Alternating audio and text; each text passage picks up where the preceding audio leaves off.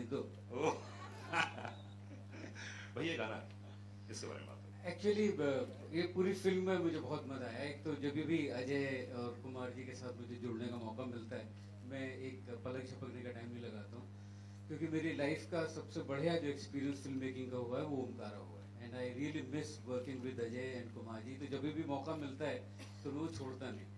और फिर निशी के साथ मैंने एक और फिल्म का म्यूज़िक किया था, मदारी का। और जब ये इस फिल्मों की बात आई तो सबसे ज़्यादा जो मज़ा आया वो ये कि मैं और गुलजार साहब चाह रहे थे कि थोड़े से हम लोग आइटम टाइप के नंबर बनाएं, और निशी ने आके सबसे पहले हमारा फ्यूज़ किया कि नहीं, मुझे ए ज़िंदगी गले लगा लो जैसा गाना चाहिए।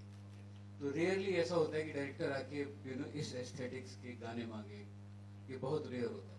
और ये वाला जो गाना है ये तो एकदम बस आई थिंक अभी 5-6-7 दिन पहले ही हमने कंप्लीट किया। और कुमार जी के साथ इसलिए मेरा म्यूज़िक भी अलग होता है, ओमकारा का नैना ठग लेंगे भी इनकी वजह से बना था। वो कुमार जी जब तक गाना अच्छा ना बनाओ पीछा नहीं छोड़ते, तो मुझे फाइनली होता है कि पीछा छुड़ाना है कुमार जी से, एक अच्छा गाना बनाना पड़ेगा। तो तब तक कुमार जी पीछा नहीं छोड़ते, तो ये कुमार जी को बहुत बड़ा हाँ श्रेय है इस गाने का। और रेखा की आवाज़ इसमें बिल्कुल लास्ट मोमेंट पे जब हम मिक्स करने के लिए जा रहे थे तो डाली, क्योंकि राहत भाई के साथ हमें लग रहा था कि एक फेमिनिन, एक थोड़ा सी डेलिकेसी आनी चाहिए गाने में, तो उसके ऊपर फिर सबका रिएक्शन अच्छा है, तो इस तरीके से गाना बना। बहुत बहुत चक्करों से घूम के बना। इसका पहले स्थाई कुछ और थी, फिर इसका ये दम घुटता है मुखड़ा बना। तो पर एक अब सुन के मुझे खुद लगा, मैंने वो 8-10 दिन बाद सुना कि आई थिंक बहुत अच्छा होगा कि मुझे कुमार जी ने इतना पुश किया और मैंने खुद अपने आप को इतना पुश किया।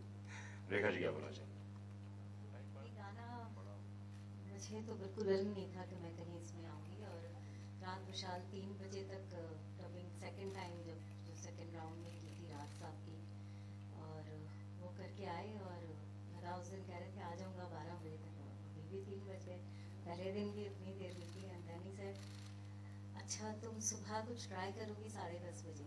तो उस दिन शायद पहली बार अगले दिन ये भी हुआ कि नॉर्मली मैं उठाती हूँ विशाल को, विशाल ने 9:30 बजे उठाए कि 9:30 बजे उठ जाओ, आधा घंटा रियाज कर लो ताकि 10:30 बजे गाना है।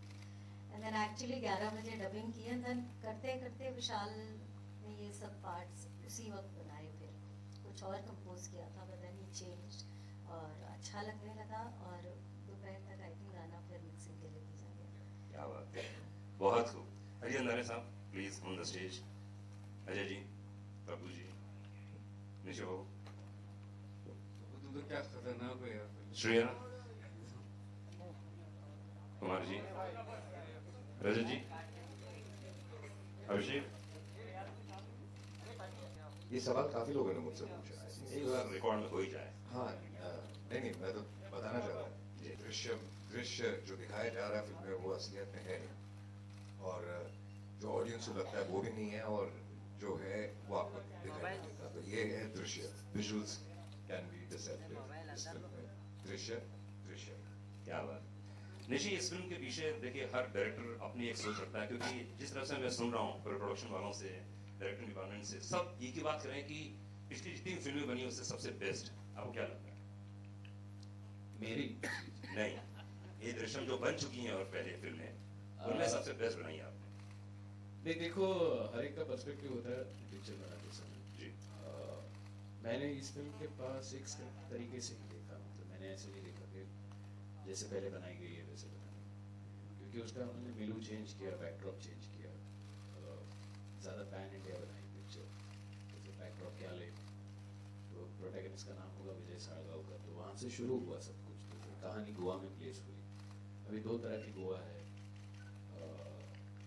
ज़्यादातर पिक्चरों में हमने टूरिस्ट ही गोवा देखा है, मतलब बीच देखा है, यॉट्स देखे हैं, पिकनिक्स देखे हैं, बियर देखी है। और एक सेक्शन है जो रूरल गोवा है, जो किसी ने देखा नहीं, which is probably 70 kilometers inside the beach। तो वो पूरा वहाँ डिज़ाइन किया गया कि वो गोवा में शूट होगी, उस तरह का उसको स्केल होगा। And we try to scale up the film, and of course there is one director's perspective which adds to it, कि आप किस तरह से उसे शूट करोगे, आप किस तरह से उसे एडिट करोगे, किस तरह से प्रेजेंट करोगे, किस तरह का चेंज होगा। So that at least I have done my way. I have not. I had only seen the film once. I very strictly avoided seeing it again, so that I don't lose perspective. और मैंने film देखी, उसके बाद 5 महीने के बाद probably the film started. So I just had a faint idea, but I followed the script and treated it as our own version. क्या बात। तबू जी, बहुत दिनों के बाद दर्शन होंगे आपके। हाँ हाँ अभी तो देखा हैदर में अक्टूबर की तो बात है। जी जी जी, क्योंकि आज क्वेश्चंस बहुत जबरदस्त हैं आपके लिए। ये बिल्कुल आप कहाँ गायब रहती हैं? आप इतनी कम फिल्में क्यों करती हैं? आप क्यों नजर नहीं आती हैं? भैया कोई मत कुछ पूछिए। नए- ये बहुत नए सवाल हैं मेरे हाँ, लिए। नहीं नहीं चिंता मत कीजिए, कोई नहीं पूछेगा ऐसे क्वेश्चंस, है ना, कोई नहीं पूछने वाला। अच्छा, और क्या क्या लगता है वो पूछेंगे, हम नहीं पूछेंगे, बोलिए। अच्छा, आपको क्या लगता है, क्या पूछने वाले हैं? और कुछ पूछते भी नहीं है इसके अलावा। क्या बात कर रही हैं? प्लीज ऐसा मत करना राज, नाक बचा लो यार। तबू जी, कैसा लगा आपको जब पहली बार डायरेक्टर ने आपको बताया कि ये फिल्म है, ये कहानी है? एक्चुअली ओरिजिनल मैंने देखी थी कि मेरे बहुत करीबी दोस्तों ने ओरिजिनल बनाया। ऑडियो में कुछ प्रॉब्लम है? मेरे बहुत करीबी दोस्तों ने इसकी ओरिजिनल फिल्म को प्रोड्यूस किया है, तो मैंने ऑलमोस्ट 2 साल पहले इसकी ओरिजिनल देखी थी। लेकिन कुछ उस वक्त आइडिया नहीं था कि 1.5 साल के बाद मुझे ये बहुत ही स्ट्रॉन्ग और पावरफुल कैरेक्टर जो मुझे बहुत पसंद आया था, ये मुझे ऑफर होगा, ये मुझे बिल्कुल ख्याल नहीं था।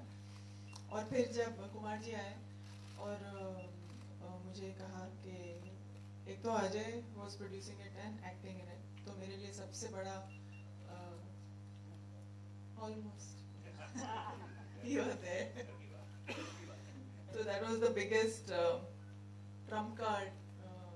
मतलब मेरे लिए सबसे बड़ा एडवांटेज ये था कि अजय के साथ इतने साल के बाद काम करने का मौका मिल रहा था।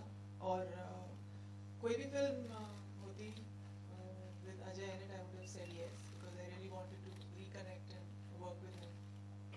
And but of course this film, ये फिल्म का रोल इतना पावरफुल था और ये कहानी और निशी डायरेक्ट कर रहे थे, और एक बार मिलके ही मुझे समझ में आ गया कि ये बहुत रिलैक्स किस्म के डायरेक्टर हैं और मुझे बहुत मजा आएगा इनके साथ काम करने में। इनफैक्ट मतलब मैं जितने सवाल पूछती हूँ,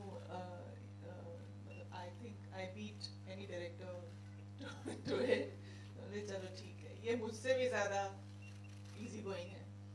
सो इट वाज ग्रेट। और फिर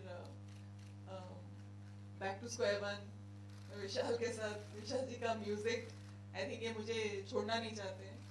हैदर के बाद ये मेरी पहली रिलीज है और घूम फिर के मैं फिर रिकनेक्ट हो गई हूँ उनके साथ। So that was a wonderful thing. और it was one of the best roles that I got, I must say, and thank you, and it's been great, and Viacom has been fantastic in promoting, and जो faith Viacom को है इस film में और हम सब में, वो देख के बहुत ही अच्छा लगता है। चलिए जी, बारी आपकी है। अब जो बोले वो प्लीज अपन क्वेश्चन नहीं पूछेंगे, अब मैं इधर आ जाता हूँ आपकी तरफ से क्वेश्चन पूछूं, प्लीज स्टार्ट कीजिए।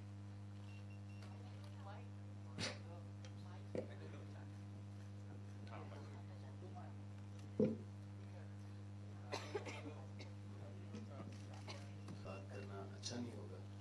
जब पिक्चर रिलीज होगी सारे लोग बात कर सकते हैं। आई पर्सनली फील कि प्लीज विद ड्यू रिस्पेक्ट, उसका सस्पेंस बहुत इंपॉर्टेंट है, उसका क्लाइमैक्स बहुत इंपॉर्टेंट है, तो जब पिक्चर रिलीज होगी तब ऑडियंस को पता चलेगा बेहतर है।